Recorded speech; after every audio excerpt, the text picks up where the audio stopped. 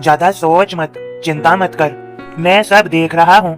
मेरे बच्चे, याद रखना, तुम चाहे कितने भी बड़े बन जाओ, अहंकार तिल मात्र भी मत आने देना। जरूरतमंदों की मदद करना।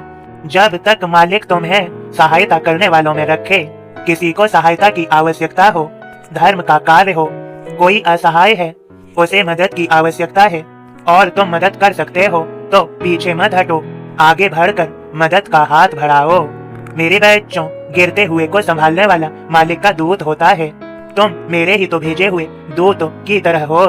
यदि तुम किसी गिरने वाले को उठा सकते हो तो अवश्य उठाओ। यदि कोई गिरने वाला है और तुम उसे बचा सकते हो तो अवश्य बचाओ। अपने मन में अहंकार तिल मात्र भी न रहने दो, तिल मात्र भी न आने दो। आज मालिक ने तुम्हें देने वालों की श्रेणी में रखा है, तो किसी जरूरतमंद की सहायता अवश्य करो। धर्म कार्य में अच्छाई के प्रति सदा सजग रहो, अर्थात सदा बने रहो। मेरे बच्चों, जब मैं अपने कई बच्चों में अहंकार देखता हूँ तो मैं फिर उनसे निराश होने लगता हूँ कि देखो, थोड़ा सा सहूलियत पाकर मेरे बच्चे का अच्छे से कार्यभार संभल गया, अच्छे से कार्य चलने लगा। अब उसमें मद आ गया, अहंकार की भावना उत्पन्न हो गई। ऐसे बच्चों से मैं निराश हो जाता हूँ, खास करके अहंकार रखने वाले बच्चों से। अहंकार किसी भी बात का, किसी भी चीज का अच्छा नहीं। तुम जैसे भी हो, जहाँ भी हो, तुम्हारे पास जो कुछ भी है, मालिक के शुक्रगुजार रहो। सब ईश्वर का है और तुम भी ईश्वर के ही हो। मेरे बच्चों, ये माटी भी उस ईश्वर की है और हम भी उस ईश्वर के ही हैं। सब्र रख, ज्यादा सोच मत, चिंता मत कर, मैं सब देख रहा हूँ। मेरे बच्चों, जब तुम मदद करने की श्रेणी में होते हो तब सब तुमसे मदद मांगते हैं और मदद लेते हैं, लेकिन जब तुम्हें मदद की आवश्यकता होती है तो मदद के लिए कभी कभी तो कोई नहीं आता। यह तुम्हें सीख है, स्वयं में काबिल बनो, ऐसे बनो जो तुम्हें सहारे की आवश्यकता नहीं पड़े। मेरे बच्चों, सहारा बहुत बुरा होता है एक तरह से देखा जाए तो, क्योंकि फिर सहारे के लिए आस जुड़ जाती है कि कोई न कोई मदद के लिए आएगा, कि सहायता होगी।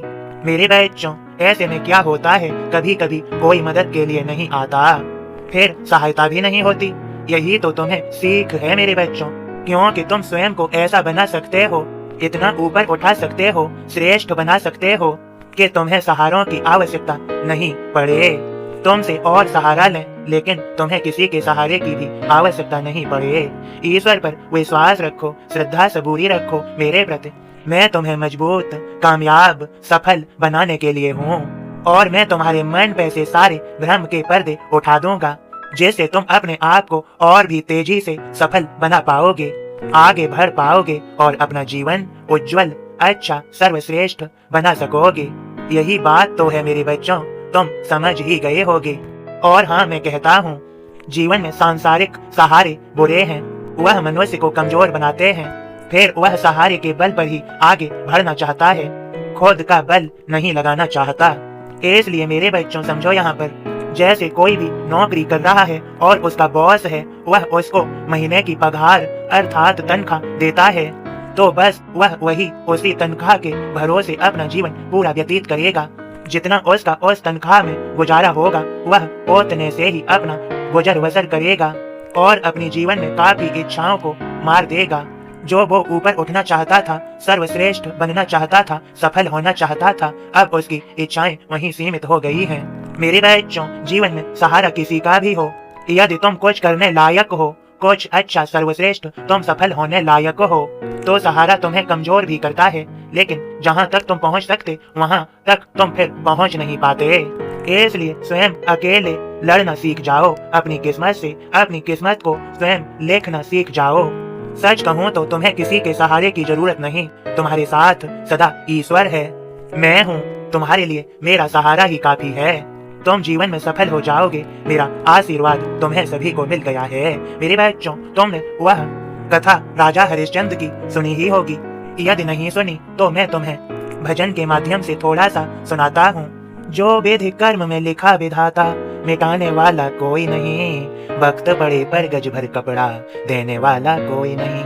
वक्त पड़ा राजा हरिश्चंद्र पे, काशी जाए बिके भाई, रोहिदास को डसो सर्प ने, रोती थी उसकी माई। मेरे बच्चों, यही प्रक्रिया है। जब मदद की आवश्यकता जरूरी होती है तब कोई मदद के लिए नहीं आता। इसलिए सिर्फ मालिक का भरोसा ही, प्रभु का भरोसा ही तुम्हें जीवन में मजबूत और आगे बढ़ाता है, सफल बनाता है। जब प्रभु की निगाह होती है तो तब मदद के लिए आते हैं और जीवन सफल होता चला जाता है। और जब प्रभु परीक्षा लेते हैं तो वह तुम्हें और ज्यादा मजबूत बनाना चाहते हैं। वह देखते हैं कि तुम कितने सच्चाई के मार्ग पर डटे रहते हो, श्रद्धा सबूरी नहीं छोड़ते, और अंत में जीत तुम्हारी ही होती है। मेरे सभी बच्चों, तुम्हें सभी को मेरा आशीर्वाद मिल गया है। यदि मेरा यह संदेश तुम्हें अच्छा लगा हो तो इसे शेयर अवश्य करें। खुश रहें। कुछ तुम्हारे जीवन में महत्वपूर्ण चीजें आ रही हैं जो तुम्हें खुशहाल बनाएगी, तुम्हारा जीवन और भी अच्छा कर देंगी। खुश रहो। सबका मालिक एक।